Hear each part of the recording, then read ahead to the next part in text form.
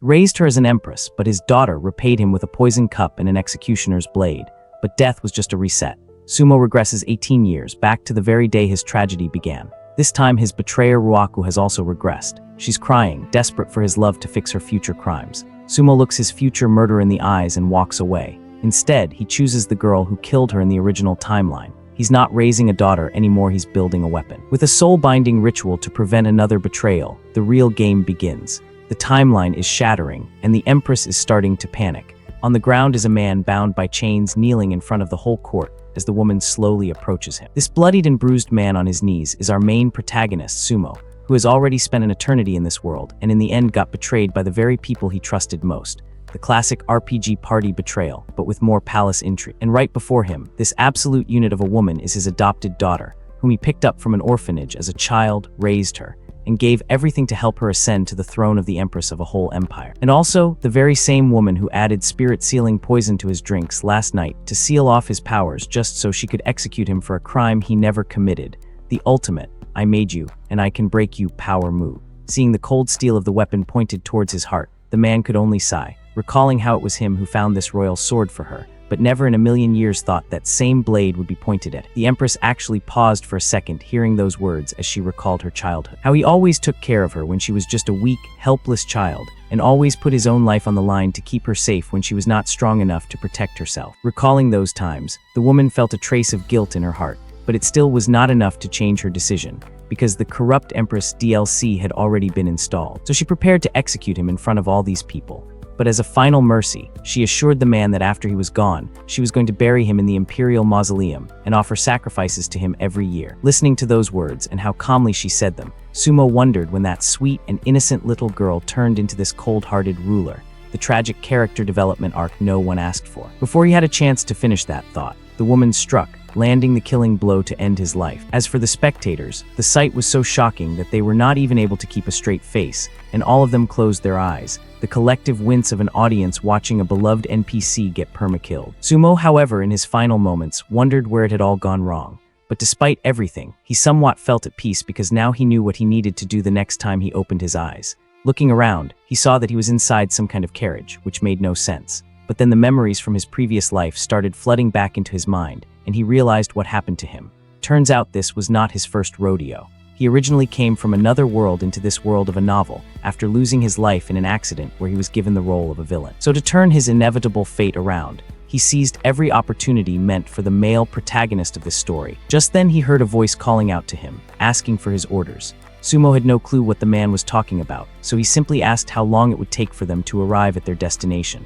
According to the man, they were half an hour away from the slain orphanage. So after a brief pause, he turned towards the man, instructing him to keep going because he still had some unfinished business at that place, the plot hook now firmly set. Cut to the outside of the rundown orphanage. Inside were a bunch of kids trying on some new clothes that were given to them by the orphanage to look presentable, because today was the day they were going to get taken away by their adopted parents to a new place, the annual Adoption Day event. And in that very same crowd was another child with crimson red hair. And this child, unlike the rest of the kids who were looking forward to their new lives, was in the middle of deep thought.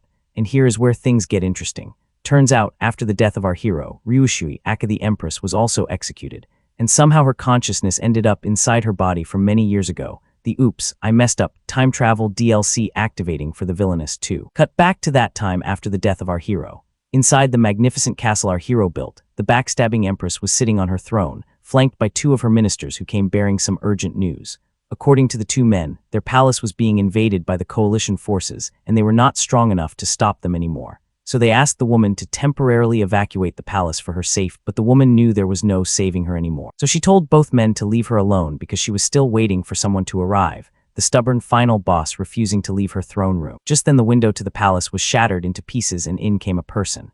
Seeing the individual, both men immediately drew their weapons. And by both men, I mean one. I don't know what was going through the second man's head, preparing to defend the Empress with a duster. The loyalty of a janitor is truly unmatched. Before they even had the chance to flinch, the person ended both of them with a flick of their hand. And oh boy, the plot just got a whole lot thicker. Anyway, the silver-haired woman was referring to Ryushui as her sister. As for Ryushui, seeing her face made the woman furious because she knew this white-haired assassin all too well. She was known as the Morning Star, and also the same girl who grew up at that orphanage with her when they were just kids. She reminded Liu Ryushui about that time, how Sumo chose her over her, and how she ended up enjoying all the glory and wealth, even becoming a generation-defining empress. While she, on the other hand, had to live on the streets fighting for scraps just to survive. But in the end, despite all of that, Ryushui still lost to her. After she was done speaking, she asked Ryushui if she wanted to know the reason for that. Rui was not in the mood for her games, so she told the woman to get to the point already. Seeing how calm she was being even after everything she had done, the woman leaned in closer to her ear and told her the reason she was in this state was because she lost Sumo. That answer surprised Ryushui, so she asked what she meant by that. The White Princess decided to explain things to her before sending her off to the afterlife, but this damn stubborn woman, still refusing to admit what she did was wrong, answered that everything she did was for the Empire. But before she even had the chance to finish those words, it was all over. The silver-haired girl plunged her blade right in the middle of her chest. Looking up, she heard the woman calling her a fool for being bewitched by power and killing a man who gave up everything for her sake, and told the girl that a person like her does not deserve to be called an empress. In her final moments, the woman admitted that it truly was her fault. Drunk on power, she killed the very man who once saw her as his own daughter, and she had the audacity to wish for another chance so she could fix everything and start over. Even though it was her who destroyed that man's trust, his love, and the care he gave her. Yeah, something like that did not deserve forgiveness. And with that, she drew her last breath and everything went completely black for her. Cut back to the present and the girl was panicking, recalling all those memories and how wrong she was. Seeing her breathing heavily, another child approached her to see if everything was all right. But this damn kid, still believing she was some big shot empress, pulled her hand away from the poor child who was just worried about her, telling him to get lost. As for the kid, he did not mind and just told the girl to quickly get ready because the nobles would be coming any time now to take them away. That part surprised the girl because from her memories, she could clearly recall hearing something similar on the day she was taken away from this place by Sumo in her previous life. Recalling that, she got all excited, thinking to herself that she was going to fix everything and do better this time, the classic regressor's hubris. Just then she heard a man calling out to all the kids to quickly get ready and gather in the front yard because the nobles were starting to arrive. Cut to the front yard, where a silver-haired girl was looking at all the kids who were slowly starting to gather in the place. Just then, the same man noticed her standing there staring blankly at the kids. So he immediately started scolding her, shouting for her to stop embarrassing herself because no one wanted someone like her, and told her to go to the backyard immediately. The girl apologized, asking the man to please let her watch, promising she was just going to stand there in the corner and would not disturb the nobles while they picked the children. Fast forward and all the kids were gathered in the place with the man guiding someone to inspect them. That is when both girls' eyes landed on the person. Yep, it was our hero who finally arrived to pick the next empress of this great kingdom. But the moment his eyes landed on the backstabber standing among the crowd, his expression faltered, a trace of sadness passing through his eyes. After all, in his last life, he had raised that girl from childhood only to be double-crossed by her in the end. But in this life, he did not want anything to do with that girl. As for the girl in question herself, she was staring at our hero, thinking to herself how that man only belonged to her and no one else. The toxic X energy was palpable. Just then, our hero heard the man introducing his merchandise, boasting about how all of them were in excellent condition, especially the group standing in the front. According to him, all of these kids had stronger bodies compared to most other orphans, and he assured him that no matter if he wanted to adopt them as slaves or train them as soldiers, these kids would not disappoint. But our hero was too busy lost in his own world while staring at Ryushu. Noticing that the man seemed interested in that child, the man immediately saw an opportunity to make good money. So he told him that the red-haired child in the crowd was their best option because her bone density was exceptionally high compared to the other kids. Yeah, our boy was well aware of that child's talents. After all, he was the one who raised her into that big melon version of herself. Meanwhile, the greedy man kept going on and on about how valuable she was, and then asked if he would be interested in buying that one. And if so, he warned him that it might cost a little more than the normal kids. Our boy was already annoyed by his constant talking, and him bringing up money only made it worse.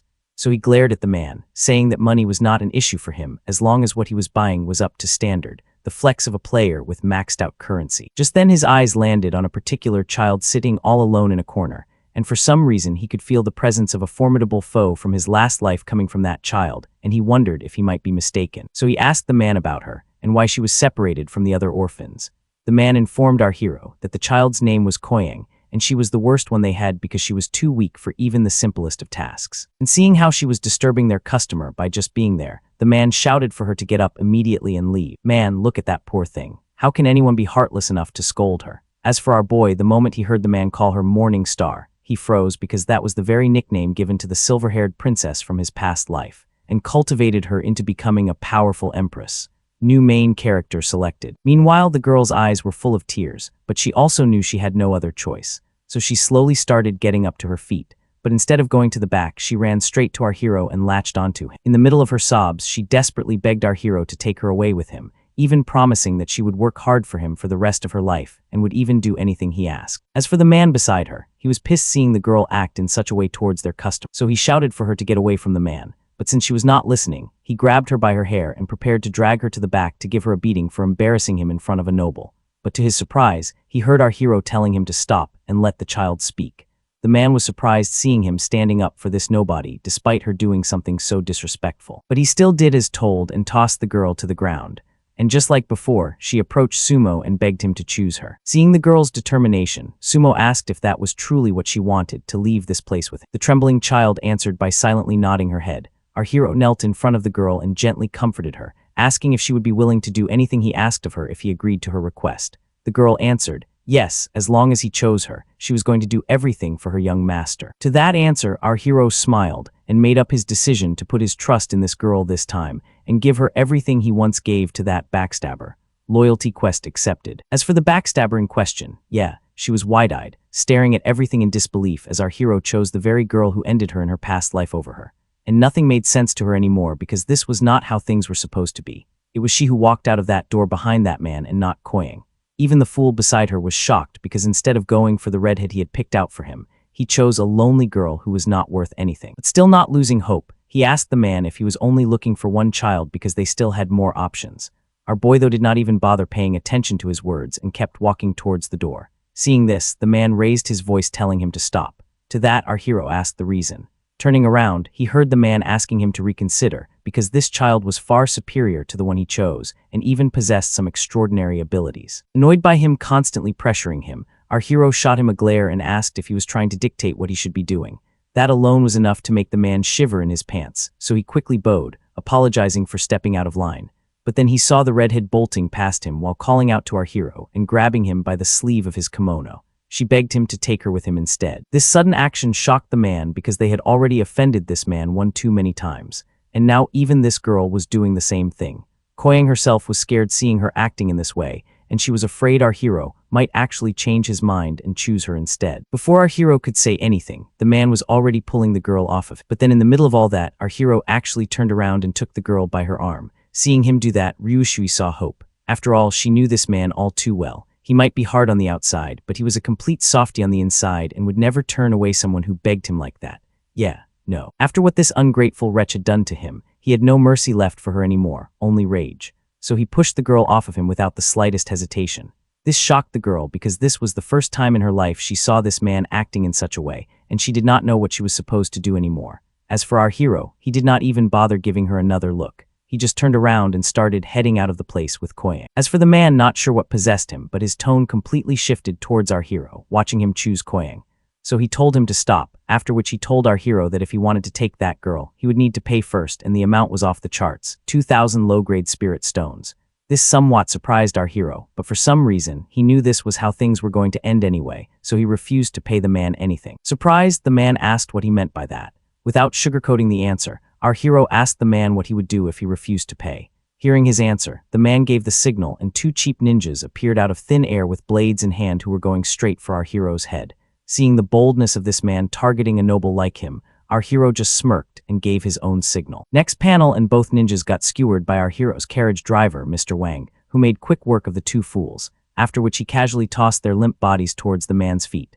The "you picked the wrong noble to scam" side quest completed. Seeing that it was all over for him, he shouted for more guards to take out this man because if he got out of this place with his life, all of them would be executed. And using the chance, he bolted from the place to report what happened here to others. Seeing this, our hero signaled to Mr. Wang to take care of the goons. The man moves like a flash, appearing behind the ninjas and shocking all of them. And before they even got a chance to turn around, Mr. Wang had already finished the job. With that, the only one left was the fool himself, who's begging our hero to spare his life. He even promised to give him everything he had only if he let him live. But in reality, he was just buying himself time, because turns out there was more to Koyang than this man was letting on. And that was the reason he never sold her to anyone, because they wanted to keep her for themselves. And now that things had gotten to this point, he was willing to risk his own life to take this girl back with force. As for scared little Koyang, seeing the man coming, she closed her eyes. Yeah, like our hero was going to let that happen because before the man had the chance to blink, his arm was severed from his body. But our boy was not done there. This person not only disrespected him, he even had the nerve to try and execute him in broad daylight, and for that he had the perfect way to punish him. So he called Koyang's name. The girl with sparkly eyes turned towards our hero, asking the reason. The answer came in the form of a massive sword falling from the sky as our hero told the girl to take that thing and end that man. Poor Koyang was stunned and she did not know what she was supposed to do. So our hero told her to think of all the times this man abused her. Sure enough, he was right. This man literally used to treat her like trash, releasing his frustration on the poor child for no reason whenever he got the chance. He even resorted to beating her whenever he felt like it, and never showed her any mercy. Back in the present, Koyang was slowly reaching for the hilt of the blade while recalling all those times. And our hero kept telling her to remember all the things this man did, not just to her, but also the other kids from this orphanage, even colluding with wealthy nobles to traffic children. Yeah, that was all she needed to hear, so she raised the blade to end this man. As for the pathetic fool before her, instead of begging for mercy, he started screaming at the girl, saying how if it was not for him, she would have been dead by now. But Koyang was already too far gone and she was no longer listening to his words. So the man threatened her, warning that if she went through with this, she would regret it. Before he even completed that sentence, our girl had already struck and she decided to start with his legs to put him in his place. The man realized this girl was not messing around, so he fell back into his pathetic groveling and started begging her to spare his life.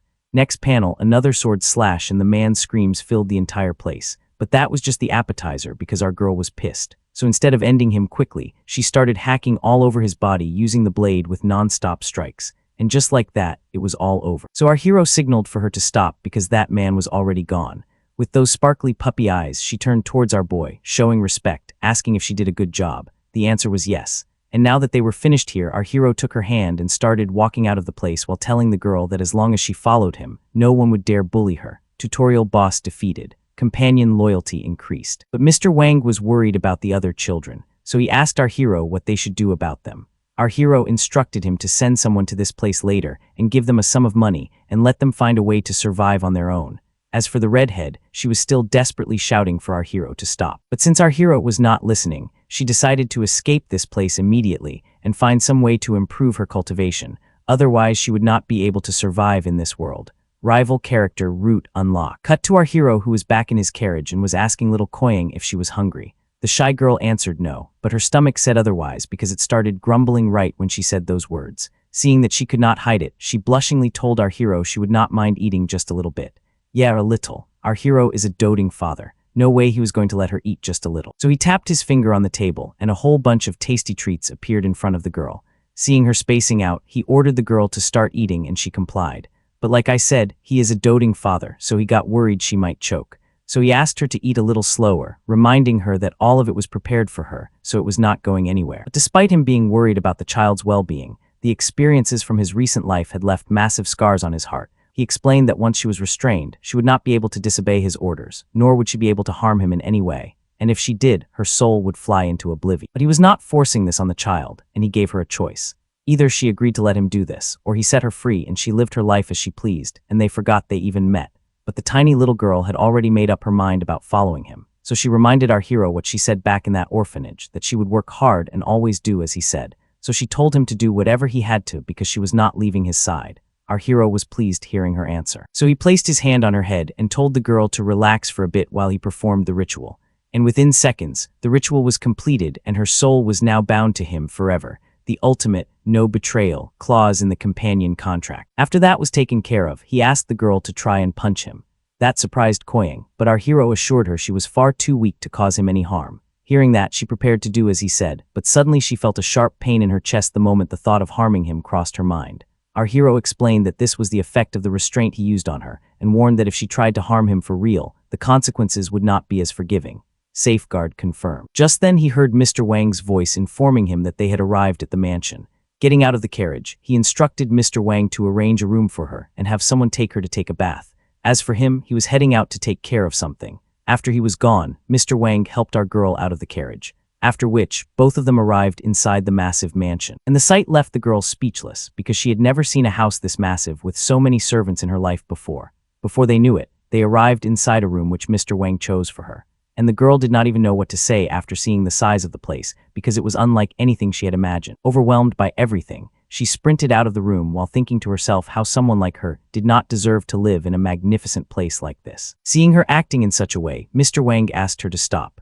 And when asked why she ran like that, the girl answered that she felt uncomfortable living in such a magnificent room, because after all, she was just a nobody orphan girl, and asked the old man if it might be better for her to sleep in the horst instead, after which he started to leave, telling the girl that a maid would come soon to help her bathe and change clothes. As for him, he was heading out to have their chef prepare something nice for her. New home tutorial complete. Seeing how well their master was treating her, Koyang did not know what she did to deserve such a kind master, and more importantly, she wondered how she was going to repay him for everything he was doing for her. The internal panic of a free-to-play player suddenly gifted a max-level starter pack. Cut back to our hero, who was making his way through some kind of market, while wondering to himself if he was too late this time. Turns out, he was looking for something important related to the novel's storyline, which was something he managed to get his hands on last time to keep himself from ending up a villain, the essential pre-order bonus to avoid the bad ending. Cut to some other part of the market, and someone was seen haggling over the price of some jade pendant with a shopkeeper. But the greedy man refused to sell the item for anything under 50 spirit stones. So with no other choice, a kid with that goofy-ass haircut, the unmistakable protagonist, default hairstyle, offered to pay him 30 spirit stones for the thing, which absolutely made the shopkeeper's day because according to him, the item was nowhere near that valuable. Just as he was about to seal the deal, a voice came from the back offering to pay 100 spirit stones for that pendant. This completely shocked the man, so he turned to the source of the sound to see who this crazy person was. Who else but our boy would do something so extravagant? And not even waiting for the man's answer, he tossed a thick-looking gem onto the counter. But this man was opportunistic. So deciding to take a gamble after seeing how desperate our boy was for the thing, he came up with a story that this thing was his family's heirloom. But our hero was not falling for such an obvious lie. So he reminded the man that just moments ago, he was willing to sell that family heirloom of his for 50 spirit stones. Yeah, the fool realized this man was not as easy to fool as the kid beside him. So he immediately prepared to sell the thing before our boy changed his mind. The kid, however, was not happy with that, but it was not like our hero cared if he was happy or not. So he immediately snatched the thing from the fat man's hand and prepared to leave while thinking to himself how he managed to get to this thing in the nick of time. The ultimate last-second snipe in an auction house. Turns out this goofy-haired kid is actually the protagonist of this story. He was originally an orphan who was born with a rare spirit-seeking physique, and using that power, he managed to find this pendant which allowed him to embark on the path of cultivating immortality. Basically, this pendant was the very thing keeping this guy in check and our boy's head on his shoulders, because if this thing fell into his hand, it would be the end of our hero. After he was gone, the kid fell to the ground, thinking to himself how the aura contained in that jade pendant was something he had never seen before. And for that, he intended to make our hero pay one day for the opportunity he stole from him, the birth of a grinding, resentful rival NPC. Just then he saw a bright flash of light shooting toward the sky, which he initially recognized as the birth of a spiritual creature. But upon looking closer, he realized this was something else entirely. So he immediately prepared to head toward the source to check what was the cause of that light, the side quest marker suddenly appearing. Cut to our hero who was in the middle of something and was using his powers on the pendant to reveal whatever secret the thing held inside. Just as he was done with his mumbo-jumbo on the thing, two lights appeared from within the item, one of which took the form of a scroll and second some kind of golden disc. Our hero stored both items inside his kimono. Turns out these things were called the Cloud Spirit Book and the Cloud Spirit Key, which one can use if they manage to find and enter the realm of Cloud Spirit that would lead them to the realm of heaven. There was a place that was left by ancient immortals and is said to contain countless opportunities and treasures left by the ancients themselves. And according to the stories, this disc was the key to the secret world of the Cloud Spirit. And in this life, our hero was planning on using this key himself instead of relying on anyone else. The DLC expansion pack, unlocked early. Fast forward and he arrived back in his mansion where he was greeted by Mr. Wang. Seeing the man, our hero instructed him to set up the dinner table while he fetches the girl so they could eat together. And damn, look at him leave. This guy has one cool butler. Back to the story. Our hero had no clue where her room was, so he was wandering around the place until he heard her voice from one of the rooms. So he approached the place where he was greeted by the maids. He told them he was here for the child and asked where she was. The child in question was busy at the moment because two maids were in the middle of scrubbing the dirt out of her hair. She did not feel comfortable being pampered like this since she was not used to such treatment. So she asked the maids to leave because she wanted to take a bath in peace. After they were gone, she slipped back into her cute self, thinking to herself how fortunate she was, because this was the first time in her life she ever had such a nice, refreshing bath, the ultimate quality of life upgrade. But suddenly she heard a voice calling out to her from outside the room and snapped back to reality. The girl immediately turned around, desperately searching for some clothes. But by then our hero had already opened the door and stepped into the room. Seeing him standing there, the girl dove into the bathtub, completely embarrassed by the whole situation, the classic anime bath scene interrupt. As for our hero, this was definitely not his finest moment. So he quickly turned around and stepped out of the room while apologizing to the girl. With that, the girl quickly came out of the tub and the maid started dressing her up in new clothes. Damn, they did a good job. I mean, look at that cute thing they did with her hair. That looks so cute. Even our boy could not help but compliment how good she was looking in that new outfit. And the blushing girl just smiled back while thanking our hero. Quickly changing topics, our hero asked the girl to follow him because he has some important task for her after they were done eating. Arriving outside that part of the mansion, they were once more greeted by a beautiful servant girl who told our hero that the food was ready. So he opened the door and what do you know? Even more servants waiting for him. I mean, who even needs so many servants? This is just overkill. But our beautiful Koyang had her sights locked on what was behind the servants. A whole banquet just waiting to be devoured by her. And to make it better, our hero told the drooling girl that everything she sees on that table was made just for her and asked her to start eating. This time, she did not even hesitate. She took a steamed bun in one hand and a chicken leg in the other and started destroying everything that came in her line of sight, the eating animation of a character with a hidden bottomless stomach trait.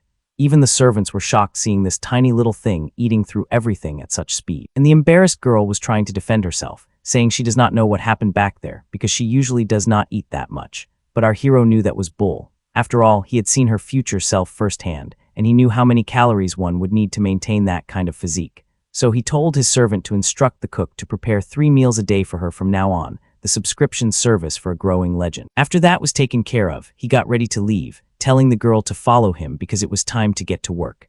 After some time, they arrived in some other room where our hero brought out the scroll he got from that pendant and handed it to the girl, telling her this was for her. Our girl had no clue what that thing was, but our hero was in no mood to explain everything to her. So he just told her to study what was written inside that scroll and try to practice it on her own and left the room. The quest item, mysterious skill book, handed over. Cut back to the market where the fat shop seller was smashing pendants, wondering if these things could be hiding something valuable inside. Otherwise, why would someone pay so much money for a necklace? But no matter how many pendants he broke, the result was the same. His screaming even caught the attention of a passerby, so he approached the man. Turns out this person was looking for something specific. And when the fat man asked what it was, he reached into his kimono and brought out a scroll with a picture of the same pendant that man sold to our boy not too long ago. The NPC who just realized he sold a legendary item for vendor price. Back to our hero who was in the middle of training little Koyang in the art of cultivating immortality. And turns out this girl had extraordinary talent when it comes to cultivation. So much so that even our hero was surprised at her potential, the hidden prodigy trait activating. But just then, in the middle of all that, Koyang felt a sharp pain run down her whole body, and to our hero's shock, the kid out of nowhere started coughing up blood. This surprised our hero, so he quickly took the child in his arms to check what went wrong.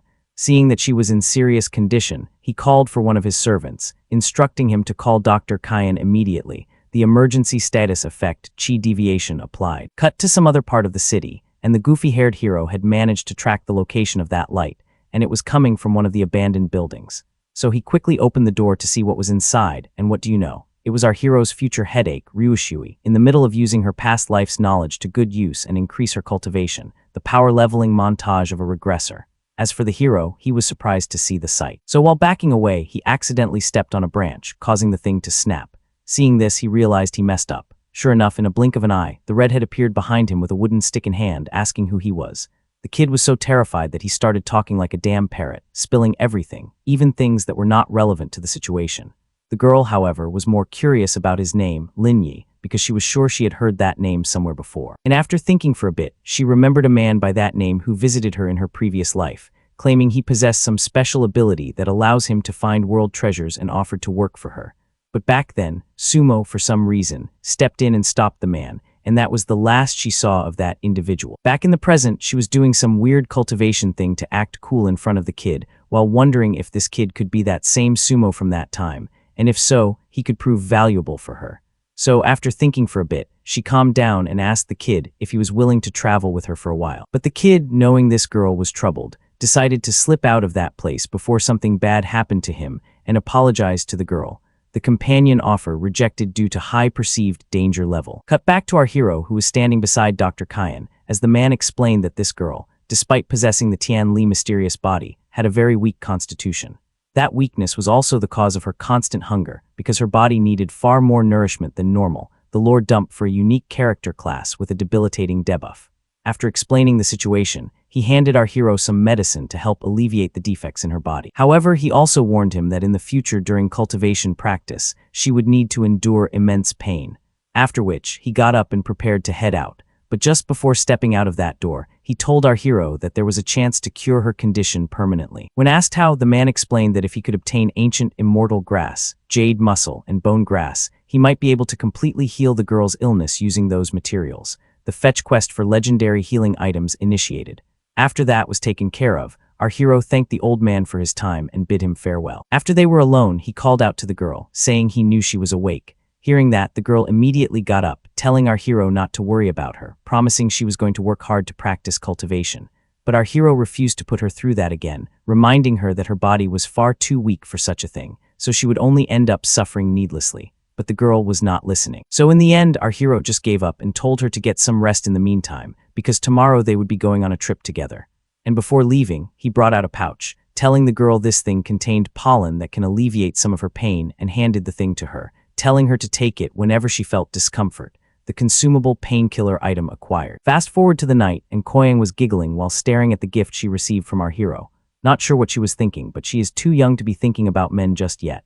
Snapping back to her senses, she reminded herself she cannot waste any more time, so she sat back up to practice what she had learned from that scroll. And just as she started, she felt that same pain slowly starting to surface. The grinding session begins, despite the debuff. Cut to the next day, and our hero came to fetch the girl so they could head out. But the girl was too busy munching down on all the dishes that were made for her, and was telling our hero she would be done in just a second. Our hero answered, telling her to take her time and eat slowly, otherwise she would end up choking herself. After some time, she was done, and she looked absolutely adorable with that little belly of hers hanging out. Meanwhile, our hero, acting all tough as always, told the girl to grab onto him tightly and not let go no matter what.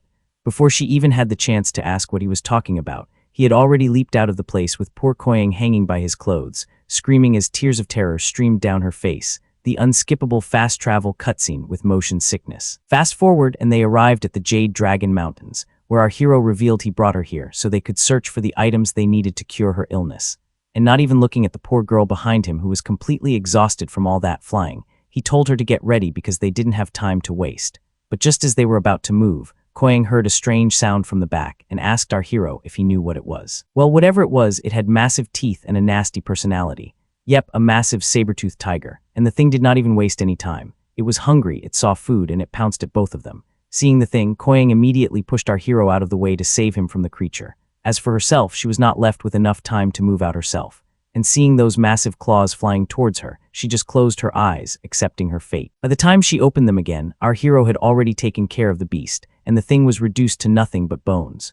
After which, he tossed the skeleton of the monster to the side, and somehow within seconds, the flesh on the creature's body started to regenerate, and right before her eyes, the thing was back to how it was moments ago. Koyang was super hyped seeing our hero pull off that move and asked how he did it. Our hero explained that this was the power of his reincarnation scripture, the respawn monster ability for farming drops. After he was done with that, he spotted some blood amber flowers in the distance, so he used his powers to single out the most valuable one in the patch, after which he instructed Koyang to get ready to leave, telling her they would be spending the night inside a nearby cave. As for the excited girl, she happily took the tail of the beast and started dragging the creature back with them, planning to turn it into their dinner for the night, the player who always loots everything, even if it's cumbersome. A couple of hours later, the thing had already been reduced to a roasted carcass on a spit thanks to the quick work of Koyang and her hungry stomach, and like any feral gremlin, she decided to take the first bite of the creature. But before she could sink her teeth into the meat, our hero shouted for her to get on her guard, and the drooling girl immediately dropped a piece of meat from her hand, fearing they were under attack.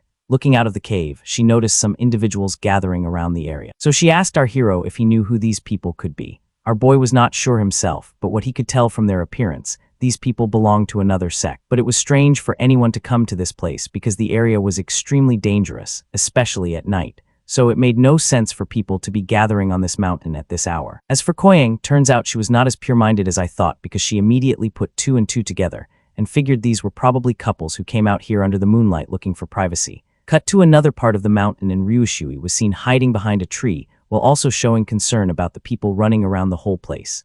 But she was not alone. Turns out the goofy-haired one also tagged along with her in the end and was pointing toward a spot nearby where a battle seemed to have taken place.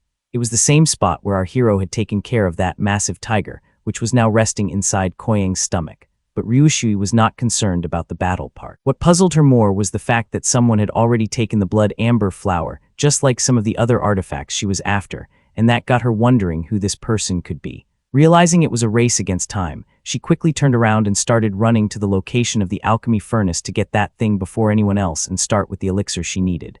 Lin Yi, however, was still in the dark because this girl was not telling him anything.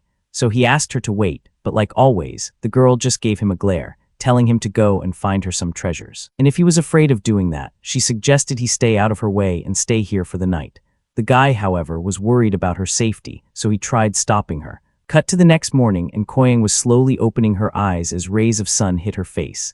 Getting up, she realized she passed out again last night while practicing because of the pain. So she apologized to our hero because he was stuck taking care of her the whole night. Our hero did not mind. Instead used his powers to check her cultivation, and was impressed seeing that despite all that pain, she managed to reach the 6th level of chi training in just a few days, the insane leveling speed of an alt account.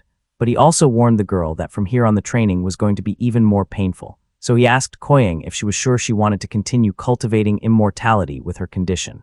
The answer was yes. After all, she had promised to be useful to him, and she intended to keep that promise. Hearing her answer, our hero prepared to head to their next destination, and just before stepping out of the cave, he handed another vial of medicine to the girl. Koyang asked what it was. Our hero explained that this thing contained calming pills, so next time when she practiced, she should take some of them because they would help her reduce some of the pain. Seeing the girl staring at the thing in a daze, he instructed her to follow up quickly, otherwise she was going to get left behind. Cut to some other part of the forest, where a massive python was observing something from atop a tree branch. And right underneath, it was our duo slowly making their way to their next destination, with Koyang asking about this furnace they were looking for, and if that thing truly was that good. Our hero answered yes, explaining that the quality of that item was far beyond what other alchemy furnaces can match. But he also warned the girl of the danger, because getting to that item would not be so easy since it was being guarded by a jade-horned snake. Just as he said that an explosion from not far from their location caught his attention, so he quickly approached the place to see what was going on.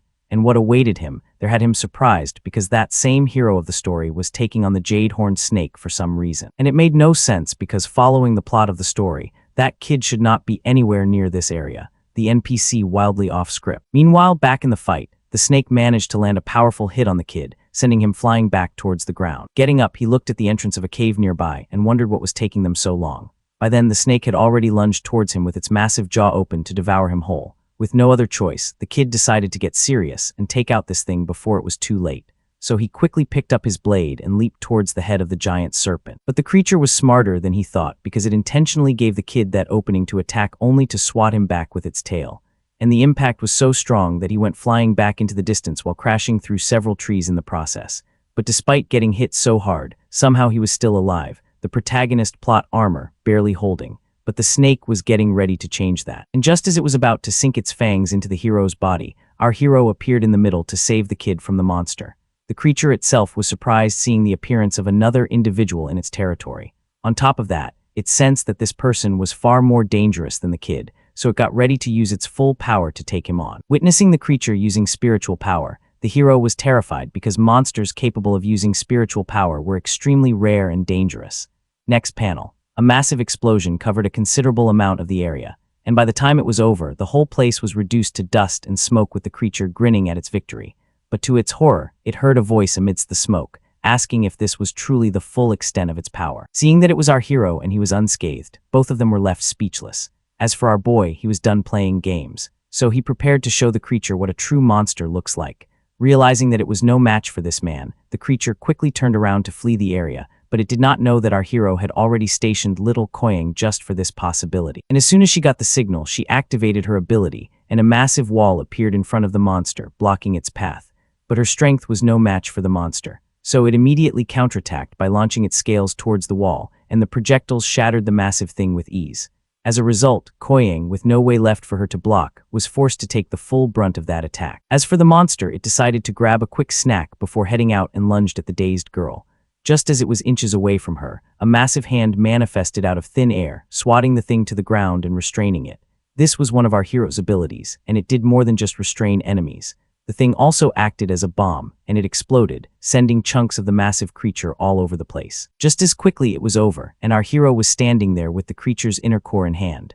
But he was more worried about his little disciple, so he asked the bruised girl if she was okay. The girl, however, was tearing up about the fact that she was of no use to him and only caused him trouble, but our hero corrected her, saying that if it was not for her, he would have never been able to get such a perfect inner core. He explained to the girl that if she would not have diverted the creature's attention, it would have been so afraid that it would have injected its venom into its inner core, causing its spiritual energy to drop, the hidden game mechanic for obtaining pure quality loot. After he was done with that, he thanked the girl for doing a good job, leaving the girl surprised. Noticing the bruises on her body, he quickly summoned a medicinal paste and started applying the thing on the wounds to disinfect them. And after he was done, he slipped back into his tough, cold-hearted act, telling the girl to get ready because they still had work to do. But the girl was lost in her own world because this was the first time in her life someone had actually praised her for something.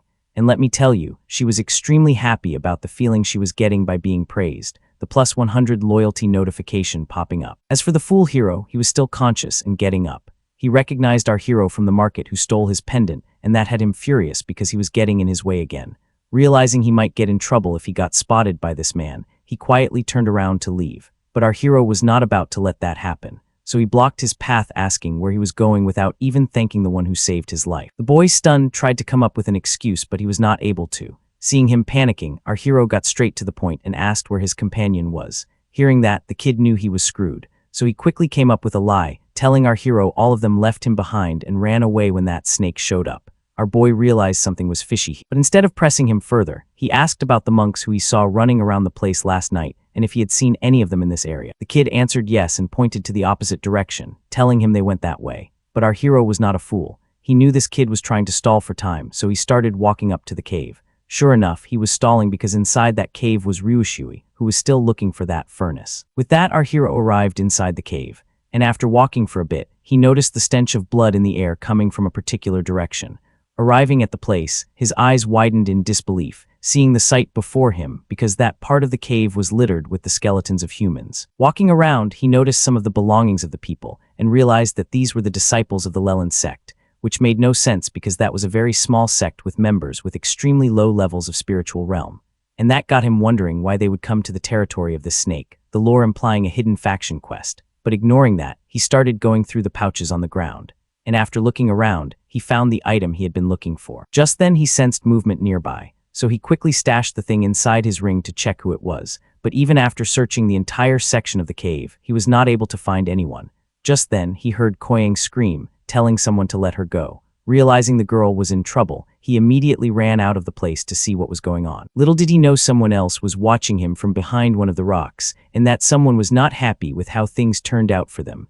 The classic, observed by the rival, cliffhanger. On top of that, this girl was pissed seeing our hero doing so much for Koyang because according to her delusional ass, those opportunities he was giving that girl belonged to her. The ultimate my DLC got stolen mentality. The audacity, even after what she did to that man, she still thinks she deserved everything that man has to offer. Cut back a couple of minutes. After arriving inside the cave, Ryushui quickly found the item she came here for. But while she was getting ready to leave with the item, she spotted a person entering the cave. She quickly dropped the pouch and ran to hide herself from that individual. Back in the present, remembering about that item, she quickly turned around to see if it still was there. But after looking into all the pouches, she realized that the item had already been taken by our boy. Furious, she got up, cursing her luck, the classic loot ninja'd rage, but she knew she did not have time to waste. So she bolted towards the exit of the cave to leave before she got spotted by someone. Cut to the outside, and Koyang was seen trapped inside some kind of cage made out of energy, and the ones responsible were screaming at the girl, demanding she tell them her identity and what happened to the people who came here before them.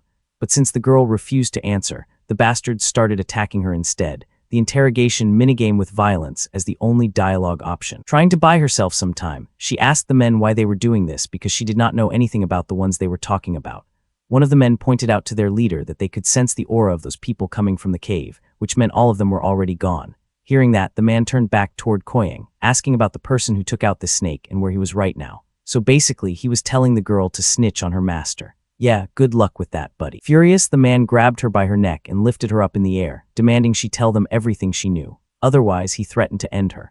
but then he took a closer look at her face and changed his mind. This bastard did not even consider the fact that the girl was just a child. He casually called her cute and said if she did not tell him about that man and where he was hiding, there would be consequences, the creepiness level maxing out. Just as he said those words, a blade appeared out of nowhere, striking the man on the arm he was holding Koyang with.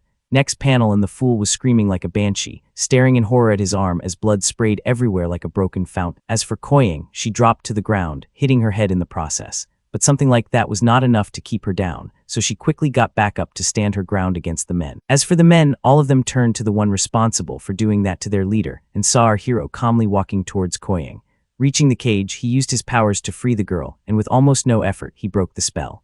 Koyang, however, was ashamed that she failed him yet once more and caused trouble for him. The companion debuff self-doubt applied. By then, the fools had already charged towards both of them in those weird-ass poses. Seeing them coming, our hero decided to give Koyang another chance to correct her mistake and brought out some talismans, telling the girl he was going to lead these men to her. Hearing that, the girl got ready to beat the ever-living daylight out of them. But our hero knew she was far too weak to take on so many cultivators just yet, so he tossed those talismans towards those men. These things were no ordinary talismans. These things had the ability to seal off the spiritual power of a cultivator, the disable magic crowd control spell, and before the men knew it, they had lost all of their power.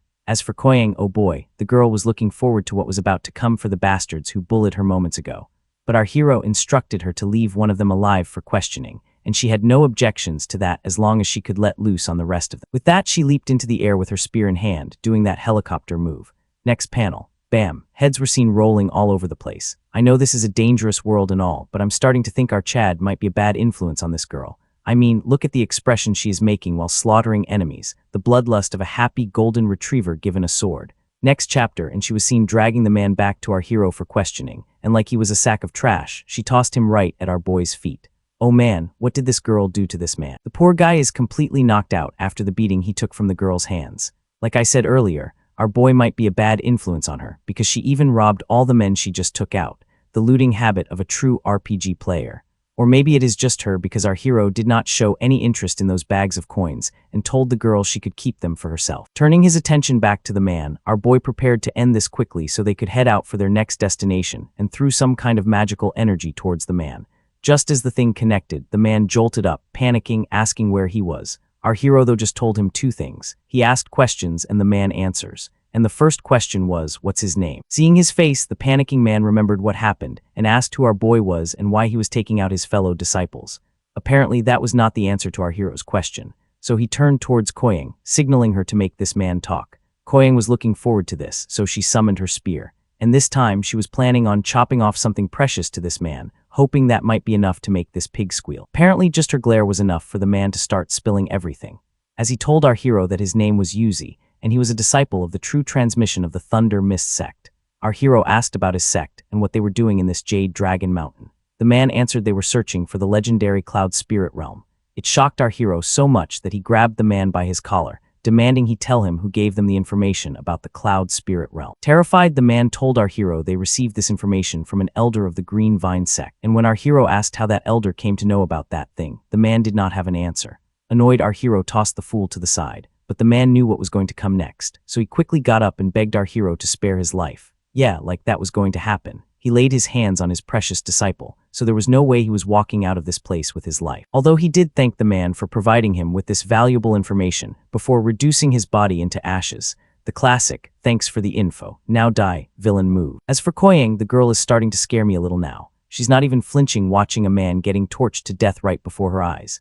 Seeing her glaring at the man, our hero tapped her shoulder telling her they needed to head out now, after which both master and disciple prepared to head to their next destination. Little did they know this whole scene was being monitored by someone from the shadows, and after they were gone, a hand appeared atop one of the trees, releasing someone from their grip. And that someone was the foolish hero who hid like a coward when those men appeared and took our Koyang hostage. But he was not alone. Ryushi was also with him, who was asking him about this cloud spirit realm our hero was talking about. And since the kid did not know about that, she grew increasingly frustrated and punched the rock near her, creating a crater on the thing.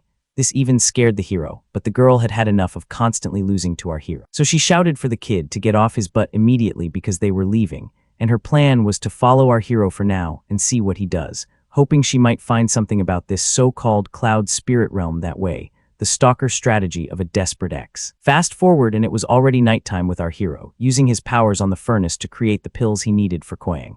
And after he was done, he decided to leave the thing for now and wait for the elixir to condense. Just then, he noticed someone approaching him from the side. And when he turned to see who it was, he saw Koyang walking back with 2 rabbits in hand, which she caught for the 2 of them. While preparing the things, she told our hero about the cultivators she saw out there while she was hunting for these things and asked if he knew what the reason could be. But instead, she noticed that our hero was awfully quiet for some reason, so she asked if everything was all right. Our hero answered it was nothing. He was just thinking about something. To that, Koyang answered she managed to gather some information while she was out there that might be useful to them. According to what she had heard, disciples from all 3 sects were approaching the secret realm. Not just that, even the sect leaders of all those sects are said to arrive in the Jade Dragon Mountain soon, so she suspected something big was coming. That surprised our hero, and he could not help but wonder what could be so important that even all those leaders themselves were getting involved in this. Koyang explained that from what she managed to gather so far, an elder from the Green Vine sect was searching for some special jade pendant. However, by the time he got to the place, the pendant was already taken by someone else. So, after he returned with that information, various sects began to take action. After listening to everything, our hero started piecing all the puzzles together and realized that by personally going to that place and taking the opportunity that originally belonged to the protagonist, he had unknowingly caused a chain reaction. That single move drew attention to the cloud spirit realm, which eventually caught the eye of an elder from the Green Vine sect. As he was doing all the thinking, the greedy one behind him was busy devouring the rabbit while staring at him as he muttered all that stuff to himself. But then, while burning through his brain cells, he suddenly heard his stomach grumbling. Hearing the sound, the cheeky little gremlin shoved a piece of meat into our hero's mouth, telling him to eat before he starved to death. The universal "you need to eat" side quest reminder. Just then his attention was drawn by the furnace making that strange sound, so he turned to check on it and was pleased to see that the process was a success. So he wasted no time and lifted the lid to check the result, and he was not disappointed. Thanks to that furnace, the pills that came out were of extremely high grade, the legendary quality crafting success, so he quickly stashed the things into his pouch. As for the last remaining one, he tossed it towards Koyang as a reward for helping him all this time. The girl was speechless seeing the man hand her such a rare and valuable item, something people would kill for as a gift. Our boy, seeing her make that face, told the girl she deserved that reward. On top of that, he needed his disciple to get stronger so she could further help him in the future. After that was taken care of, he just went to a corner to get some rest while telling the girl she had 8 days to get stronger. That surprised Koyang, so she asked what he meant by that. Our boy informed her of the entrance to the secret realm that would be opening on the 8th day from today, and she would be accompanying him to that place as well. Hearing how much her master was counting on her, the girl quickly sat down in a corner and started channeling her spiritual energy to increase her cultivation level, the pre-event grinding session. But then in the middle of that, her stomach suddenly started grumbling. Embarrassed, she looked at our hero, wondering if he heard that. And seeing that he was fast asleep, she ran for the meat on the fire and started devouring the thing to fill her stomach. As for our boy, he just smiled in amusement, seeing how hopelessly gluttonous that girl was, the bottomless pit trait in full effect. The story fast forwards, and it was already the 8th day. And somehow the 3 sect leaders with their puny army managed to find the location of the gate before our hero and were preparing to enter through the portal. Just then, the one with the pointy mustache asked the old man if this was really the gate he was talking about, and the man confirmed. Hearing his answer, the second man praised him for doing an excellent job leading all of them to this place. So the man thanked both of them for the praises. And now with the gate fully secured by their army, the 3 men were planning on keeping that thing all to themselves. And thanks to the strength of the 3 armies combined, they were sure no one would be able to get in their way anymore. As for the treasures that were inside of that realm, according to the 3 fools, they now belonged to the 3 sects, the classic premature victory speech. Cut back to the cave, and Koyang was slowly opening her eyes due to the pain that was racking her entire body. Getting up, she wondered how long she had been asleep, because guess what? In these past 8 days, she had been cultivating non-stop without a single break. Because of that, she was wondering if it was already the day the gate was supposed to appear. Looking to the side, she saw our hero, who was still in the middle of meditation. So deciding not to disturb him while he was busy, she quietly started slipping out of the cave to go and find them something to eat. Not even a few steps away from the cave, she noticed some movement in nearby bushes. Before she knew it, a massive black panther appeared from the forest, going straight at the girl. But just as its claws were inches away from ripping through her, the girl disappeared. This surprised the overgrown kitty, so it turned around to see where the girl went. Well, what do you know? These past 8 days paid off. Koyang was now a monster. And something like this panther was no match for her anymore. The power leveling results are in. And when I say she's a monster, I mean literally, because this crazy girl was planning on turning this panther into her next meal. As for the creature, it did not appreciate being referred to as food, so it quickly turned around to end the girl. But Koyang was lost in her own world, wondering to herself what a panther might taste like. Next panel, a massive palm appeared between the two, smashing the creature dead on, and it went flying back, crashing into a tree. And with that, the thing was no more. As for the tiny one, she was more than satisfied with the warm-up she got from hunting it down, so she decided to call it a day. Fast forward, and she was munching down on the giant cat, and turns out panther meat tastes delicious. In the middle of her fun, she turned towards our hero and saw he was still in the middle of cultivating. So she walked up to him, wondering how long it would take for him to finish because at this rate, they might miss the opening of the secret realm. But then her thoughts drifted to useless stuff and she found herself sitting in front of him, thinking how good-looking he is. "Girl, you are far too young to be thinking about boys." Just then, she noticed a butterfly landing on her boy's face. So she quickly shooed the thing, telling it not to disturb her master. But in the process, she ended up waking our boy up, and man, not sure how, but she ended up way too close to his face. Embarrassed, she immediately pulled herself back, and with a blushing face apologized for disturbing him, while also pointing out that it was not what he thought. The classic shoujo accidental proximity moment. But our hero completely ignored the girl, because he sensed the presence of that portal appearing in the area. Back with the three leaders, all three of them were using their powers to force open the gate so they could enter, resulting in a massive explosion that shot a bright beam of light towards the sky. Seeing the thing, our hero realized that someone was trying to forcibly open the realm's entrance. But he was not worried because even if they managed to enter that place, they still did not have the key required to get to the items, the smugness of having the exclusive VIP pass. With that, he took flight once more to get there before it was too late, with Koyang dangling behind him. But this time, he noticed that the girl was having trouble hanging on to him because he was going too fast. So with no other choice, he took her in his arms, worried that she might lose her grip. But still acting like a strict father, he told the girl to hold tightly, otherwise she might fall. Seeing him worried about her, Koyang's face lit up, and she held him tightly while giggling happily to herself. Yeah, that was until our hero told her he was about to go even faster. Before she could say anything, he turned into a streak of light and shot straight toward the gate at Mach 4, the nausea-inducing fast travel. Back at the gate, the three masters managed to create a crack on the seal at the gate. Seeing that they were making good progress, the one with the pointy mustache shouted for both men to combine their powers and attack the gate at once. Hearing that, the three men obeyed and a massive golden dragon appeared in the place, and all of them hurled the creature towards the seal. That attack proved extremely effective because more and more cracks started forming on the gate. By then, our boy had also arrived at the location and saw the whole scene unfold before his eyes. Seeing their numbers, our hero showed concern, wondering if he was too late this time. Hearing him say that, Koyang herself got worried and asked what they were going to do now. Our hero signaled her to stay calm and not worry, assuring her that once they entered the gate, they would quietly sneak into that place after them, the let the NPCs clear the path strategy. Back on the ground, they were just about ready to destroy the thing completely. And to finish it off, the pointy-bearded guy brought out a talisman and threw it toward the gate. Our hero, who was watching everything in silence, realized what that man just used was a special walking talisman, which was not something just anyone could get their hands on, meaning these people were serious about getting into that place. To that, Koyang showed concern, saying how they could not let those people enter there first, otherwise they might not be able to get what they needed from that place. But our hero was not worried and assured the girl that in order to get to those treasures they would need a key, which was something only he possessed. Meanwhile, on the ground, the man shouted for his disciples to quickly enter through the portal while they held the gate open. Hearing his order, all of them started running towards the thing. In that very same crowd, there were two people who should not be there, the backstabber and the fool, who also wanted a piece of the action. So the girl shouted for the kid to stop wasting time and run before that thing closed. But while doing so, she noticed something strange and paused. Seeing her staring at the sky, the hero asked if everything was all right, and the girl answered it was nothing and started running towards the portal, telling him to follow her. Back to our boy, who himself noticed something strange, and seeing him make that face, Koyang asked if there was a problem. Our boy answered it was nothing, but on the inside he wondered if what he saw just now was some kind of illusion, the potential glitch in the dungeon. Back to the three masters, who themselves were preparing to enter the place with the old man in the back, reminding the two how the treasures were to be split evenly between the three sects. But the greedy one behind them clearly had something else in mind. And whatever it was, I am sure it is going to work in our boy's favor. After everyone was gone, our hero landed in front of the gate and noticed that the entrance had closed off once more. But for him, something like this was no problem. But since Koyang did not know how they were going to enter, our hero decided to show her instead. With that, he brought out the key and used it on the gate, and the thing gradually started to open on its own. After which, he took Koyang's hand and started walking through the gate. Coming to the other side, Koyang was amazed seeing how beautiful the place was. But our hero reminded her they did not have time for sightseeing and suggested they head straight for that door. Before Koyang could properly ask what door he was talking about, he had already leaped off the ground with the screaming kid in hand.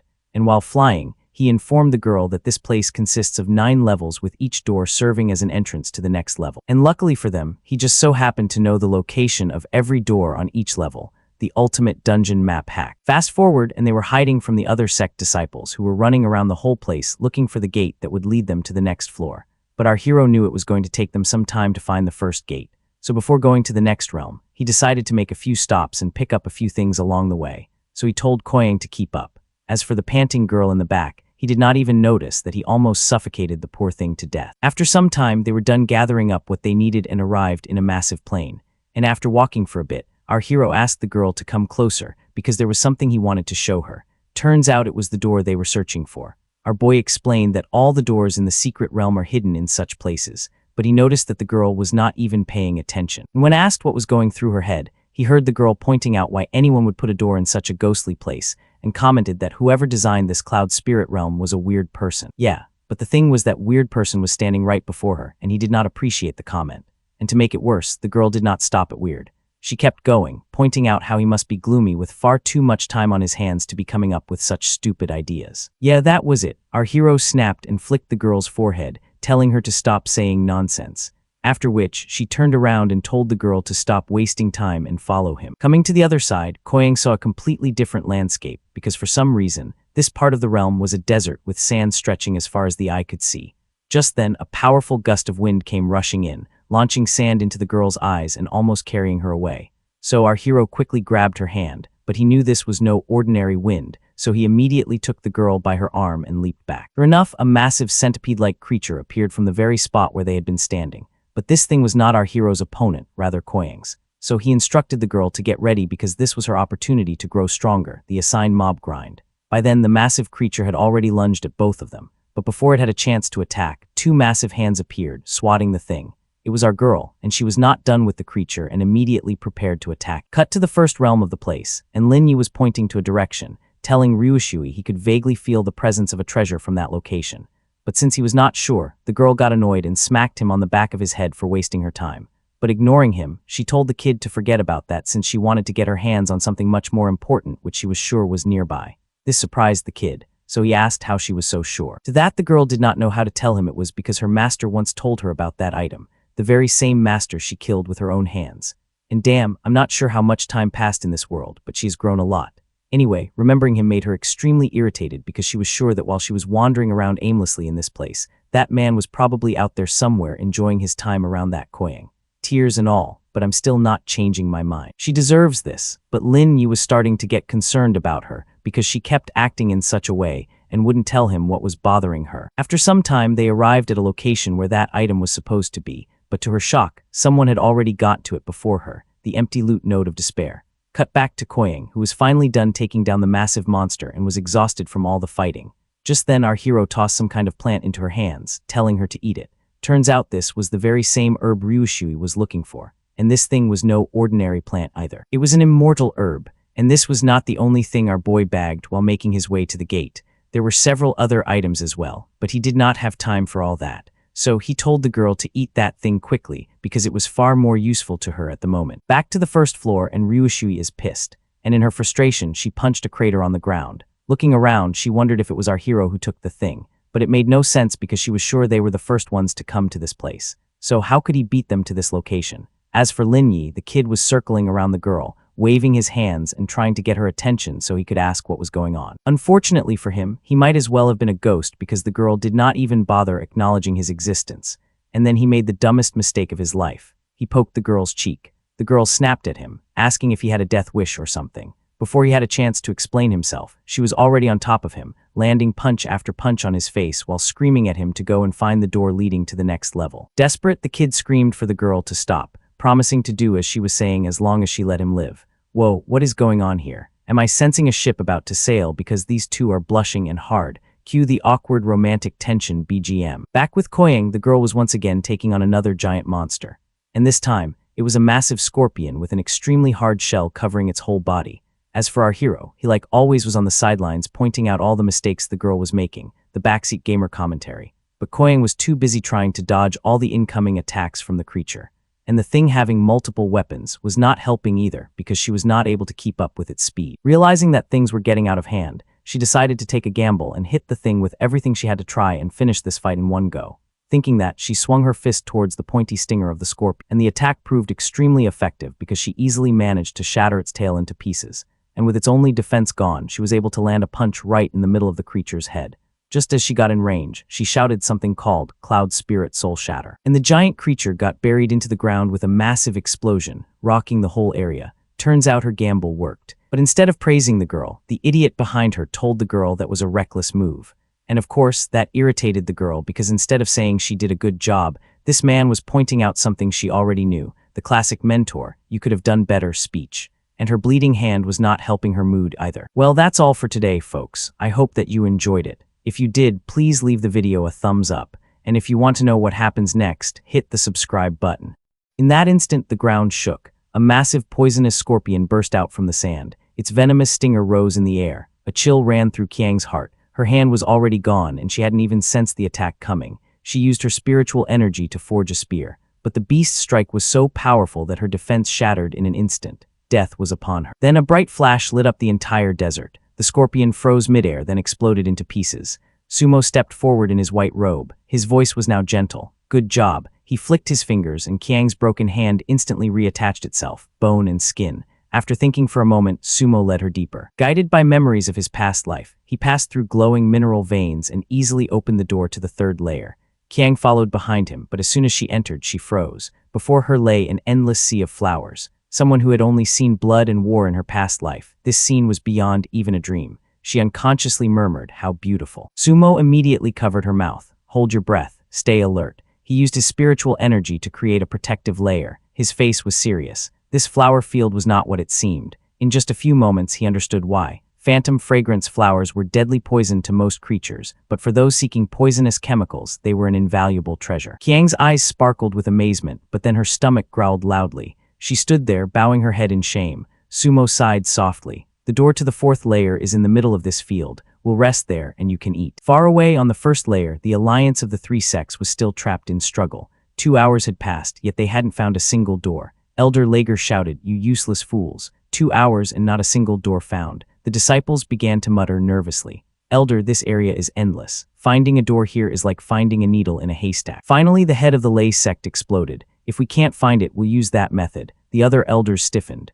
"You're talking about the heavenly calculation art. That consumes lifespan." Lay just laughed coldly. "What is a few decades of life compared to the treasures of this realm? Don't forget why we came here." His laughter sent chills down everyone's spines. On the other side, Ryua's situation was slightly better. Without Sumo's guidance, her cultivation was still weak, but thanks to her battle instincts from her past life, she could handle small animals. Then trouble came. Her sword broke mid-strike. Not good. Panic spread through her. That sword was a stolen low-grade weapon, barely useful for defense. At the last moment, Linny pushed her aside and saved her from a fatal strike. The beast roared and pounced again. Ryua gritted her teeth, picked up the broken sword, and at the perfect moment, shoved it into the creature's mouth. She took a deep breath. A pang rose in her heart. If only Sumo were here. Then she realized the boy who had pinned her down was trembling badly. Confusion flickered in her eyes. "Why did you risk your life for me?" she snapped loudly. "How long do you intend to lie on top of me?" Linny's face turned red. I was just trying to save you." Ryua rolled her eyes. She freed herself and kicked him hard. "Find a door or I'll kill you myself." Groaning in pain and holding his lower body, Linny weakly pointed a finger. There, among the vines. Ryua immediately dashed in that direction, but as soon as she pushed aside the bushes, her heart sank. There were clear signs that someone had already passed through. Had the sect disciples arrived before her? Meanwhile, the fourth floor was like heaven. No danger, no chaos, only peace. Qiang had started a fire and was roasting meat like she was on a picnic. As soon as the smell spread, she began eating without hesitation. With greasy lips, she looked at Sumo. "Aren't you going to eat?" But Sumo was carefully examining a glowing stone and muttered, "This jade is going to be very important."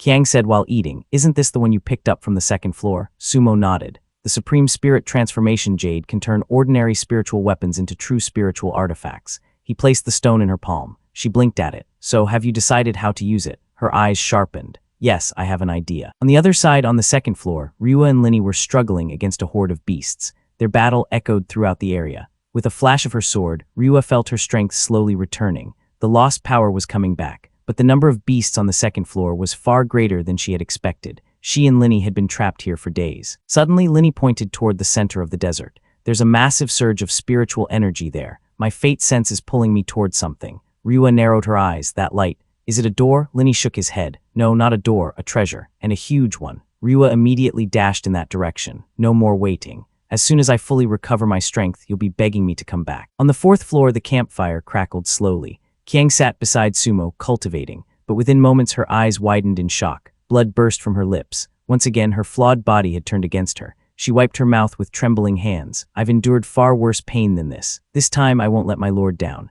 Gritting her teeth, she forced her body to continue the flow of energy. Sumo's brow furrowed. In her past life, Kiang was a ruthless witch who had slaughtered entire cities for a single treasure. Now she was on the path to enlightenment. His gaze lingered on her stubborn figure. A faint wave stirred in his heart. Such determination, such talent, is worthy of cultivation. If Ruby isn't trustworthy, I'll bet on you. Don't disappoint me this time. On the other side, chaos had erupted among the three sects. 10 days had passed, but there was still no sign of the door to the second floor.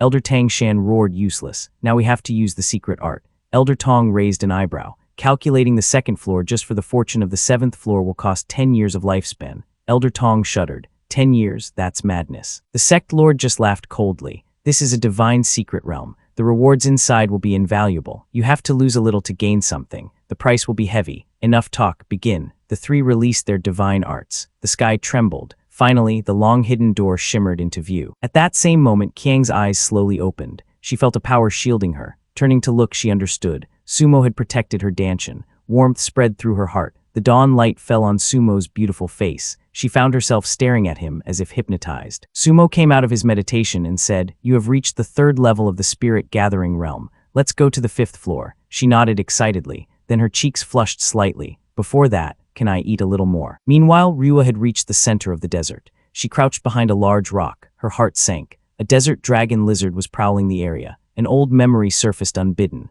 That familiar figure, hands clasped behind his back, explaining to her as a child, dragon lizards are rare. If one is here, the treasure hidden beneath it cannot be ordinary. Anger and hatred pulled her back to the present. "Sumo, even without you, I will take back everything that is mine." Linny noticed the distress on Ryua's face. "Ryua, what's wrong?" She pointed to the cave behind the desert dragon lizard. Inside it is the legendary spirit transformation jade. Linny asked in confusion, "How do you know that?" Ryua didn't answer. She just muttered, "That doesn't matter right now. What matters is how to get inside." Before Linny could ask anything else, she suddenly pointed forward. Look, several streams of light tore across the sky, and Ryua's plan shattered right there. The lords of the three sects had arrived. Their target was also the cave hidden behind the beast. Elder Tong said with a cold smile, just as I sensed. There's a precious aura in this cave, but their arrival awakened the dragon lizard. With a deep roar, its terrifying purple aura exploded, suppressing even the sect lords themselves. The elders' faces darkened. If such a monster is guarding it this fiercely, the treasure inside must be extraordinary. Elder Tong raised his weapon. The opportunity is before us. Kill it.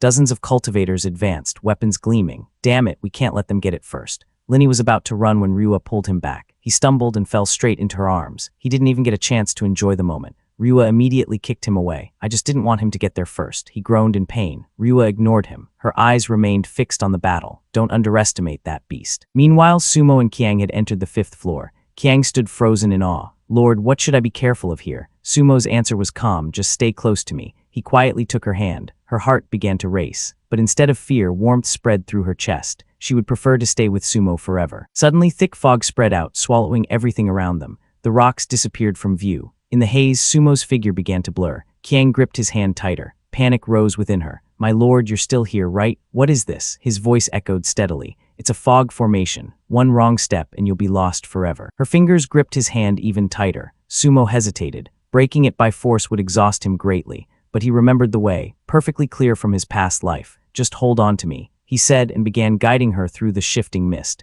Kiang stumbled forward, her sense of direction spinning away. Then suddenly the fog cleared. The roar of water echoed in her ears. Before them, a massive waterfall cascaded into a glowing lake. Golden droplets of spiritual liquid floated in the air. With just a single breath, her body filled with power. Kiang gasped in amazement. This is incredible." A faint smile appeared on Sumo's lips. "This is the greatest treasure of the fifth floor. Solar sacred liquid. It's said that bathing in it multiplies spiritual power many times over." He looked at Kiang. "For you, it will also cleanse the impurities from your meridians, making future cultivation far smoother." Kiang pointed at herself in surprise and waved her hands frantically.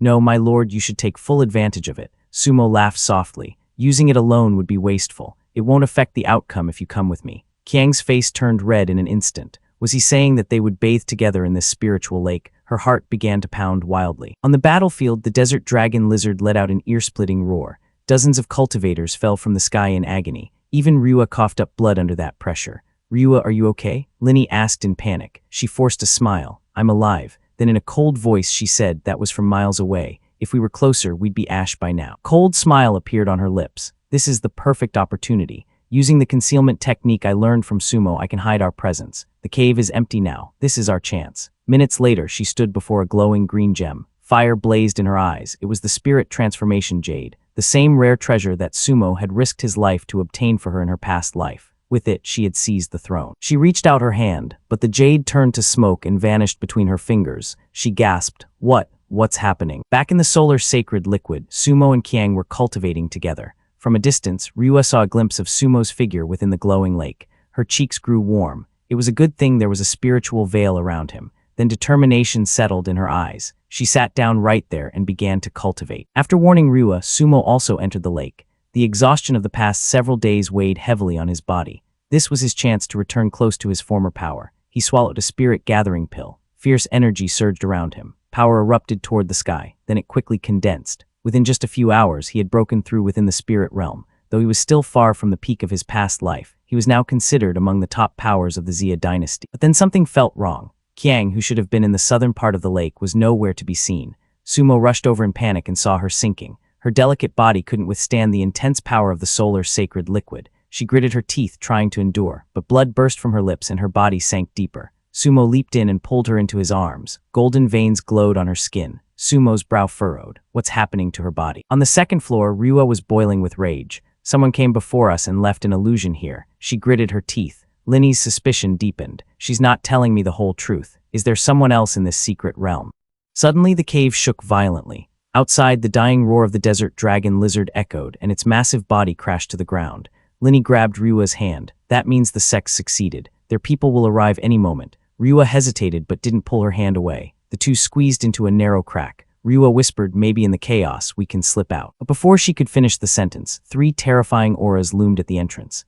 The sect elders had arrived. Linny started to speak, but Ryua quickly covered his mouth. She bit her lip and glared at the figures outside. What now? In her past life, she had never let any man near her except Sumo. But now, pressed against Linny, she had no choice. The two of them were trapped like prey in a jar. If caught, their true identities would be exposed. On the other side, Sumo looked at the unconscious girl in his arms. His heart tightened. He hadn't expected her weak body to have such a reverse effect at such a critical moment. Her meridians were in complete revolt. Her face had turned as pale as paper. Seeing no other way, Sumo flowed his own spiritual energy into her, forcibly stabilizing her condition. It was the only option. Finally, Kiang slowly opened her eyes. She felt as if she had dreamed a long, endless dream. Then she remembered. She had fainted while cultivating in the lake. Like lightning, a thought flashed through her mind. Wait, it couldn't be. Her voice trembled. You were the one who dressed me. Panic welled up in her chest. Sumo answered in a cold voice. I already told you. Your body is flawed. Kiang murmured weakly. So I caused you trouble again. She knew there was no way to change that. Sumo gently placed his finger on her forehead. For now, I've sealed your spiritual power. Otherwise, it would cost you your life. She was stunned. So now I can't even cultivate. Disappointment was about to cloud her face when Sumo pulled a glowing herb from his sleeve. As soon as it appeared, cold, icy waves spread through the air. Remember what I said. Hidden on this floor is a treasure that can heal your body. Kiang's eyes widened. This is frozen bone ice grass. Sumo nodded slightly. I just picked it from behind the waterfall. I was going to make it into a pill and take it with me. But there's no time now. If we wait until we leave the secret realm, your body won't survive. His voice grew serious. There's only one extreme method left, and it will be extremely painful. Without a moment's hesitation, Kiang's gaze turned hard. If it works, I'll endure anything. She took a deep breath and looked at him. Lord, let's begin. Sumo said in a calm tone. First, take off your clothes. Kiang responded instinctively. Yes, Lord. The next moment her eyes widened. My clothes, her ears turned crimson. She stammered. Sumo explained in a flat tone. It's necessary. Frozen bone ice grass is extremely cold. Its cold shatters everything, even clothes. Seeing the girl still red and hesitant with shame, he added without pause. Besides, I was the one who dressed you before. That single sentence nearly made her faint from embarrassment. Just stop talking. I'll do it. Her delicate figure gradually revealed itself. Her eyelids trembled, her eyes darted about, unable to hide her nervousness. Sumo's voice came from behind, as calm as ever. The pain from now on will be unbearable. Before she could process it, a bone-freezing wave of cold completely swallowed her. It was as if she had been thrown into an endless abyss of ice. Her body convulsed. Consciousness began to slip away. Sumo's voice echoed in her mind. Hold on to your senses. If you let go now, you'll never wake up again. Kiang jolted back. Every nerve screamed with pain, but her will roared back even louder. I can't break here. Sumo looked at the frozen cocoon of ice around her. His expression was serious. Stubborn girl, you'd better endure this. Everything from now on is up to fate. On the second floor of the secret realm, the lords of the three sects lit up the entire cave with divine light. But there was no gem, no ore, nothing at all. Impossible, Lei screamed. We nearly died killing that desert dragon lizard, the treasure it was guarding, and here there's nothing. The cave was completely empty. Did someone sneak in during the battle? Hidden in a crack in the rocks, Ryua and Linny exchanged panicked glances. Their breathing concealment technique wouldn't last much longer. Those rats must be hiding somewhere nearby. Another sect lord growled and began preparing to use the divine sight art. Let's see which insects dare hide from us. Ryua's heart sank. Not only had the treasure slipped through her fingers, but now she might lose her life here too. Then a disciple rushed into the cave, interrupting the elder's spell to deliver urgent news. Meanwhile, Sumo felt the change happening within Kiang. Cracks began to spread across the frozen cocoon. He placed his hand on the ice. Is she waking? The next moment, the frozen layer shattered. Pieces scattered like rain. A pair of eyes, cold but determined, slowly opened. Her delicate body rose into the air, and the spiritual energy of the entire mountain began to be drawn toward her. Then light burst forth, and at that same moment, her weak body collapsed forward, straight into Sumo's arms. Sumo was stunned. Kiang no longer looked like she used to. Her form and figure had matured like a heroine stepping out of a painting, but her skin still radiated a piercing cold, evidence of the torment she had endured. A soft moan escaped her lips. Her icy eyelids fluttered, and she weakly opened her eyes. Kiang forced a faint smile. Lord, I made it. Sumo gently stroked her head. Warmth spread through her entire body. She opened her mouth to thank him, but Sumo gave a light cough and turned his face away. Seeing his gesture, Kiang froze completely. The process had taken too long, and the cold hadn't fully subsided. She had completely forgotten that she wasn't wearing anything. As soon as she realized it, a scream escaped her lips. Her face turned crimson in an instant. Sumo's mind went blank for a moment. Just days ago, she had the body of a child, and now she stood before him as a fully developed beauty. He immediately turned his back. Use the rest of the solar sacred liquid. It's yours now. Seeing his reaction, Kiang thought to herself, wait, is he actually shy? Soon she fully immersed herself in the golden lake. Only half of her face was visible above the water. Bubbles rose from her cheeks. Under the effects of the frozen bone ice grass, her body had been completely transformed. She felt as if all her burdens had been lifted. Her body felt light and free. Her golden eyes glanced toward Sumo, who sat quietly at the edge. Lord, you're so beautiful in the light. What is this strange feeling? Suddenly, Sumo asked, what are you looking at? Startled, she dunked her head underwater. Moments later, her long, wet hair clung to her fair shoulders like floating seaweed. And nothing, she mumbled. Sumo chuckled softly and affectionately stroked her wet hair. Focus on drying off and getting used to your new body. She nodded obediently. The smile on her face was one Sumo had never seen before, radiant. On the second floor, a disciple came running. Lord, we've found the entrance to the third floor. The three sect lords looked at each other in surprise. Forgetting the lost treasure, they immediately headed toward the new path. Ryua, hidden in the crack, breathed a sigh of relief. But the next moment her foot slipped. She and Linny fell straight down. Linny thought they were safe. He didn't even realize he had fallen right on top of her. A punch landed on his chin. How long do you intend to lie on me? Get off. Linny rubbed his jaw and mumbled. Ryua, what do we do now? Wiping the sweat from her forehead, Ryua said in frustration, we can't stay here. Follow them. Linny was shaking his head in confusion when a piece of cloth hit his face. Put this on. Ryua ordered, narrowing her eyes. Then he realized. She was taking off her chanting sect robe. Close your eyes, she scolded. Can't you see I'm changing clothes? Shameless. Another kick landed and Linny went flying again. At the door to the third floor, the three sect lords and their disciples stopped short.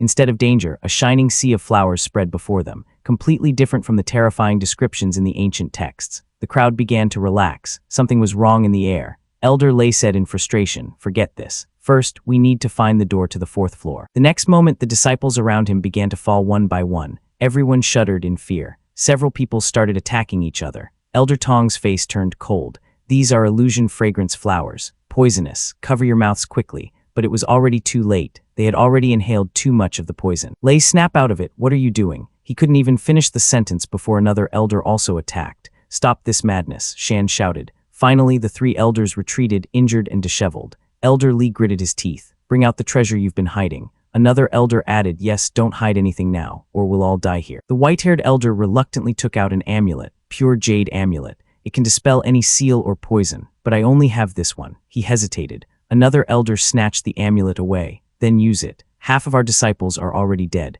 If you don't do it now, we'll all rot in this cursed flower field." As soon as the amulet was activated, it shone with a brilliant light. Meanwhile, Qiang had finished bathing in the solar sacred liquid. Sumo led her toward the next floor.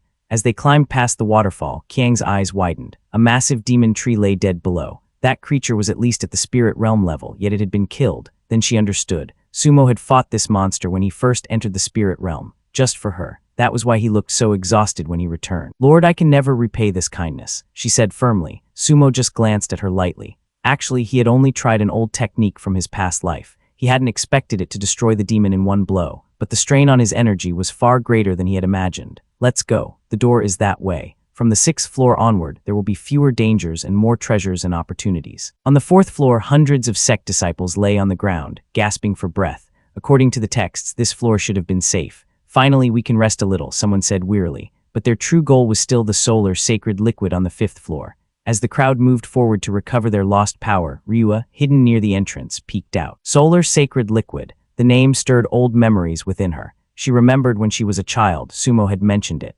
This liquid could heal wounds and rapidly accelerate cultivation. But this fool standing beside her, despite being a treasure sense, couldn't even perceive such a heavenly resource. As the crowd slowly advanced, the poisonous air on the 4th floor began to affect Linny. He started losing his mind. Then he attacked Ryua directly. But without any hesitation, Ryua punched him hard in the face and he returned to normal. He began apologizing to Ryua. Then the two quietly slipped into the 5th floor. Following behind the group, Ryua's gaze hardened. If she could obtain the solar sacred liquid, that would be her chance to leave the so-called witch, Qiang, behind forever. Sumo and Qiang stepped onto the 6th floor and the scene was completely different. Before them lay a massive arena. Towering stone pillars stood all around. It looked like a life-or-death battlefield. Qiang hesitated. This wasn't the fierce war zone she had imagined. It was far stranger. Suddenly, a pillar of light burst from the ground. In the blink of an eye, a bald man appeared in the center of the stage. Qiang became alert. The man, wrapped in black robes, wasn't emitting any aura, yet the pressure radiating from him was immense. Sumo's calm voice echoed beside her. "It's just a puppet." The bald man said in a monotone voice, "6th floor challenger. Defeat me or die." Qiang's heart stopped for a moment. Before she could process such a straightforward test, Sumo gently pushed her forward. She was sent to the center of the arena. Sumo himself casually walked to the edge of the stage and leisurely unfolded a chair to sit on. He wanted this fight to be a way for her to acclimate to her newly forged body. Qiang had barely found her balance when the puppet's fist came thundering down at her. A straight punch. It passed by her ear with explosive force. The next moment, she was fully in battle mode. Her spiritual energy condensed into a silver sword and clashed fiercely with the puppet. Waves of energy exploded all around. Seated on his chair, Sumo muttered she should change her strategy now. His words had barely finished when the puppet suddenly threw a flying kick. Caught off guard, Qiang couldn't block it and was sent tumbling far away. She managed to steady herself. Then a devastating blow came crashing down from above. An incredibly powerful attack struck the exact center of the arena, causing a tremendous explosion. And with that, friends, this story ends here. No, there is no next part. If you want to see more stories like this, please like this video, hype it up in the comments, and don't forget to subscribe to the channel. Thank you so much for watching. See you in the next video. Goodbye.